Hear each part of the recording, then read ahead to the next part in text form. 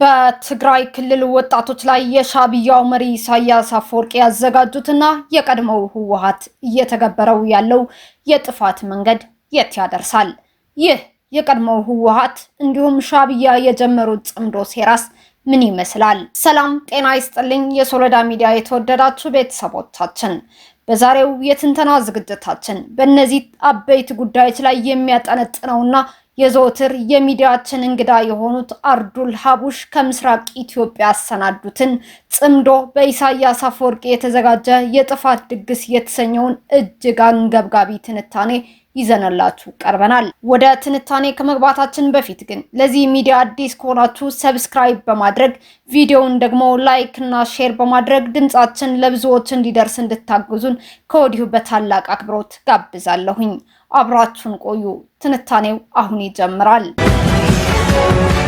ይድረስ ለሶሎዳ ሚዲያ ፕሮግራም አዘጋጆችና አቅራቢዎች አስቀድሜ ልባዊ ሰላምታዬን ያቀረብኩ ከቅርብ ጊዜያት ወዲህ በትግራይ ክልል ውስጥ በትህነግ አክራሪ ቡድን በትግራይ ወጣቶች ላይ የሚፈጸመውን አፈሳና ወከባ እንዲሁም በኢሳያስ አፈወርቂ የተዘጋጀለትን የጥፋት መንገድ በተመለከተ ወጣቱም ሆነ ሌላውም የማህበረሰብ ክፍል ሊያውቀውና ሊያደርግ ይገባል የምለውን ጥንቃቄ የመሰለኝን ግላዊ አስተያየት ጽምዶ በኢሳያስ አፈወርቂ የተዘጋጀ የጥፋት ድግስ በሚል ርዕስ ለማቅረብ ነውና ለፕሮግራማቱ የሚመጥን ከሆነ እንድታቀርቡት በሚል ልኬላችኋለሁ።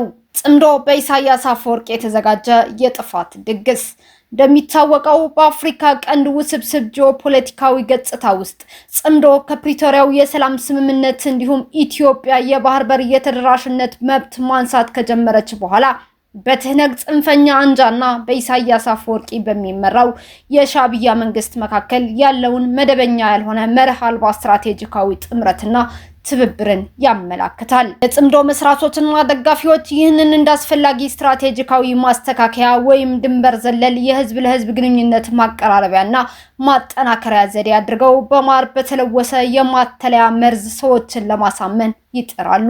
ነገር ግን መላው ኢትዮጵያዊ በተለይ የትግራይ ህዝብ እውነታው ለትግራይ የታሰበ የጥፋት ድግስ መሆኑን በግልጽ ተረድተውታል። ይህ እርምጃ ትግራይን ለማንበርከክ በኢሳያስ አፈወርቂ በጥንቃቄ የተዘጋጀ አደገኛ ወጥመድ መሆኑ ከማንም የተሰወረ አይደለም። በተለይ ይህ ጥምረት ለትግራይ ህዝብ እጅግ አጥፊ ነው እንደሆነ በሚነገርባቸው ምክንያቶች እንደሚከተለው ለማብራራት ሞክራለሁ። አንደኛ፣ ጽምዶ የትግራይ አጥፊ አርክቴክት ከሆነው አካል ጋር መጣመር መሆኑ። ሻዕቢያ ከ1989 ዓ.ም ጀምሮ ከኢትዮጵያ እንዲወጣ መደረጉና ከ1991 እስከ 1993 ዓ.ም በኢትዮ ኤርትራ የድንበር ጦርነት የደረሰበትን ቅሌትና ከዓለም ማህበረሰብ በመገለሉ በትህነግ ላይ የነበረውን ቂም ለመበቀል ቀን ሲጠብቅ ትህነግ በ2013 ዓ.ም ሰሜን እዝ ላይ ጥቃት በፈጸመበት ወቅት ወደ ኤርትራ ዋና ከተማ አስመራም ሮኬት በማስወንጨፍ ድብደባ ማካሄዱን ተከትሎ በትህነግ የተደረገውን የሮኬት ድብደባ በአልሞት ባይ ተጋዳይነት ራስን ከጥቃት ለመከላከል በሚል የህግ ሽፋን ወደ ትግራይ ዘልቆ በመግባት የበቀል ብትሩን የትግራይ ሰላማዊ ዜጎችን በመጨፍጨፍ ሀብት ንብረትን በመዝረፍና በማውደም እንዲሁም ጾታዊ ጥቃትን ጀምሮ በሰነድ የተደገፉ ከባድ ግፎችን በመፈጸም ሻዕቢያ የበቀል እርምጃን ወስዷል። ታዲያ የትህነግ ጽንፈኞች ለነዚህ ድርጊቶች ተጠያቂ ከሆነው የኢሳያስ አፈወርቂ አስተዳደር ጋር ጥምረት መፍጠራቸው ያለውን መራራ ምጸትና የሞራል ውድቀት መሆኑን ያሳያል። ከዚህ በተጨማሪ ኢሳያስ አፈወርቂ ከ2013 እስከ 2015 ዓ.ም ድረስ በትግራይ ህዝብ ላይ ለፈጸሙት ጭፍጨፋና ውድመት ከዓለም ማህበረሰብ ለደረሰበት ውግዘት እንኳ በአደባባይ ምንም አይነት ጸጸት አላሳየም። እንዲያውም በግንቦት ወር 2017 ዓ.ም በኤርትራ የነጻነት ቀን ንግግራቸው በትግራይ ህዝብ ላይ ለፈጸሙት ፍጅትና ውድመት ምንም አይነት ጸጸት እንደሌላቸው አረጋግጠዋል። በመሆኑም ለብዙ ትግራውያን ኢሳያስ አፈወርቂ ለፈጸመባቸው ኢሰብአዊ ድርጊት ተጠያቂ ሳይሆን የጽምዶን ጎዳና መከተል በትግራይ የሻዕቢያን የፍጅት ሰለባዎች አሳልፎ እንደመስጠትም ይቆጠራል። ሁለተኛ፣ ጽምዶ የትግራይን ፖለቲካ ለማጥፋት የተዘጋጀ የትሮይ ፈረስ መሆኑ።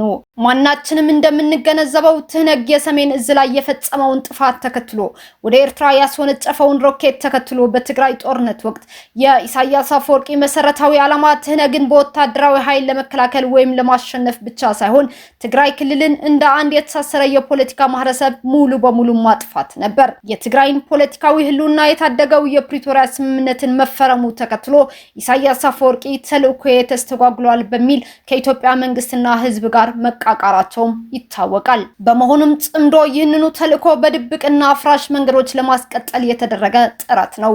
አንዳንድ የትግራይ ልሂቃንና በክልሉ የሚንቀሳቀሱ የፖለቲካ ፓርቲዎች በሚያቀርቧቸው ሪፖርቶች እንደሚያመላክቱት በዚህ ጥምረት አማካኝነት የአስመራ የስለላ አገልግሎቶች የኢትዮጵያን ሉዓላዊነት በመጣስ ወደ ትግራይ ክልል ፖለቲካ ሰርገው መግባት እንደቻሉና ይህም የትግራይ ምርጥና ብቁ መሪዎች እንዲወገዱ እንዲሁም የኤርትራ ስትራቴጂካዊ ፍላጎቶች የትግራይን ፖለቲካዊ ነጻነት እንዲውጡት ማመቻቸቱ ይነገራል። ሶስተኛ ጽምዶ ከኢትዮጵያ ጋር አዲስ ጦርነት ለመቀስቀስ የተዘረጋ ማጥመጃ መሆኑ ምናልባትም የጽምዶ በጣም አፋጣኝና አጥፊ አደጋ በፕሪቶሪያው ስምምነት በተገኘው ዘላቂ ሰላም ላይ ያጋረጠው የህልውና ስጋት ነው። በጠቅላይ ሚኒስትር አብይ አህመድ የሚመራው የኢትዮጵያ ፌዴራል መንግስት የጽምዶን ጥምረት በኢትዮጵያ ብሔራዊ ሉዓላዊነት ላይ እንደተቃጣ ቀጥተኛ ስጋት መሆኑን ይገነዘባል። እንደሚታወቀው በቅርቡ የኢትዮጵያ ብሔራዊ መከላከያ ሰራዊት የውጭ ዲፕሎማት ስለዚህ ጥምረት አደጋ ገለጻ ያደረገ ሲሆን የጽምዶ አንጃዎች ለትጥቅ ዘመቻ እየተዘጋጁ መሆኑን አስጠንቅቋል። ኢሳያስ አፈወርቂ ለትህነግ አክራሪዎች የጥበቃና ከለላ በመስጠትና የኤርትራን የባህር በር ተደራሽነት ተስፋ በመስጠት ትህነግ ከፌዴራል መንግስቱ ጋር ወደ ግጭት እንዲገባ ለማድረግ ነው።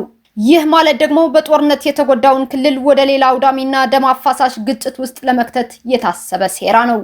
አራተኛ ጽምዶ ትግራይን የኢሳያስ የአፍሪካ ቀንድ ቼዝ ማጫወቻ ለመጠቀም መሆኑ። ኢሳያስ አፈወርቂ በስትራቴጂካዊ ተለዋዋጭነታቸውና በአፍሪካ ቀንድ ውስጥ አንጋሽ ማለትም ኪንግ ሜከር የመሆን ፍላጎታቸው በሰፊው ይታወቃሉ። ኢሳያስ ለትግራይ ታማኝ አጋር እንዳልሆኑና ሆኖም እንደማያውቁ ብዙዎች አበክረን የምናውቀው እውነታ ነው። ከዚህ ይልቅ ጽምዶ ያሁኑን ዋነኛ ባላንጣቸውን ይኸውም የኢትዮጵያን ህዝብና ፌዴራል መንግስት ለማተናመስ የሚያገለግል መሳሪያ ተደርጎ ይታያል። ኢሳያስ አፈወርቂ ይህንን ሐሳባቸው ከዳር ለማድረስ የሚመኙት የትህነግን አንጃ በመጠቀም በኢትዮጵያ ፌዴራል መንግስት ላይ ጫና በማሳደር እንደ ሱዳንና ግብጽ ካሉ ሌሎች የቀጠናው ተዋናዮችን በማስተባበር የራሳቸውን ቀጠናዊ ፍላጎት ለማራመድ ነው። ለዚህ ደግሞ በስመ ጽምዶ ትግራይን በቀላሉ እንደምትጣል የማጫወቻ ጠጠር ለማድረግ ጭምር ነው። ይሁን እንጂ እውን ጦርነት ቢቀሰቀስ እንኳ የተገለለውና የራሸቀው የኤርትራ ኢኮኖሚ ለትህነግ ትርጉም ያለው ድጋፍ መስጠት ይቅርና ለኤርትራም ቢሆን ፍጹም አቅም ያለው አይደለም። ለዚህ ነው ጽምዶ የጥፋት ድግስ ነው የምንለው። ሻዕቢያን ወደ ትግራይ መጥራት ማለት ቀበሮን ወደ ዶሮ ቤት እንደመጋበዝ የሚቆጠር ነው። ጥምረቱ ኢሳያስ አፈወርቂ የትግራይን የውስጥ ፖለቲካዊ መከፋፈል እንዲበዘብዙ የክልሉን ራስን በራስ የማስተዳደር መብት ከውስጥ ሆኖ እንዲያፈርሱና ሆነ ብሎ ትግራይን ዳግም ከኢትዮጵያ ፌዴራል መንግስት ጋር አዲስ ጦርነት እንዲቀሰቀስ መፍቀድ ነው። በመጨረሻም ማናቸውም ልናውቀው የሚገባው እውነታ ጽምዶ ያለፈው የቅርብ ጊዜ ጦርነት የጀመረውን የትግራይን ፖለቲካዊና ማህበራዊ መፈረካከስ ከዳር ለማድረስ በኢሳያስ አፈወርቂ የተቀየሰ ስትራቴጂ መሆኑ ታውቆ የትግራይ ልጆች ከዚህ ማታለያ ወጥመድ ራሳቸውን ሊጠብቁ ይገባል የሚል የግል አስተያየት አለኝ። ፈጣሪ ኢትዮጵያንና ህዝቧን ይባርክ። አርዱል ሀቡሽ ከምስራቅ ኢትዮጵያ። ውድ የሶሎዳ ሚዲያ ቤተሰቦቻችን አርዱል ሀቡሽ ከምስራቅ ኢትዮጵያ ጽምዶ በኢሳያስ አፈወርቂ የተዘጋጀ የጥፋት ድግስ በሚል ርዕስ ያሰናዱትን ሰፊና ጥልቅ ትንታኔ በዚህ መልኩ አቅርበንላችኋል። በትግራይ ወጣቶች ላይ እየተካሄደ ያለው አስገዳጅ አፈሳና ከጀርባው ስላለው የሻዕቢያና የቀድሞው ህወሓት ስውር ሴራ ያቀረበው ይህ ትንታኔ የወደፊት ክልላዊና ሀገራዊ ጣፈንታችን ላይ በርካታ ሊታሰቡባቸው የሚገቡ ጥያቄዎችን ጥሎ አልፈዋል። እናንተስ በዚህ ትንታኔ ላይ ያላችሁ አስተያየት ምንድነው? በአካባቢው ያለውን ውጥረት ለማርገብ ምን መደረግ አለበት ብላችሁ ታስባላችሁ? ያላችሁን ሐሳብና አስተያየት ከታች ባለው የኮሜንት መስጫ ላይ በነጻነት እንድታስቀምጡልን እንጋብዛለን። ዝግጅቱን ከወደዳችሁት ላይክ ማድረጋችሁን ለሌሎች እንዲደርስም ደግሞ ሼር ማድረጋችሁን አትዘንጉ። ለሶሎዳ ሚዲያ አዲስ የሆናችሁ ደግሞ ሰብስክራይብ በማድረግና የደወል ምልክቱን በመጫን የሁሉም ጊዜ ቤተሰባችን ይሁኑ። በሌሎች መሰናዳዎቻችን እስከምንገናኝ ድረስ ሰላምና አንድነት ለሀገራችን ኢትዮጵያ እየተመኘው በዚሁ ሰናበታችኋለሁ። ቸር ሰንብቱ።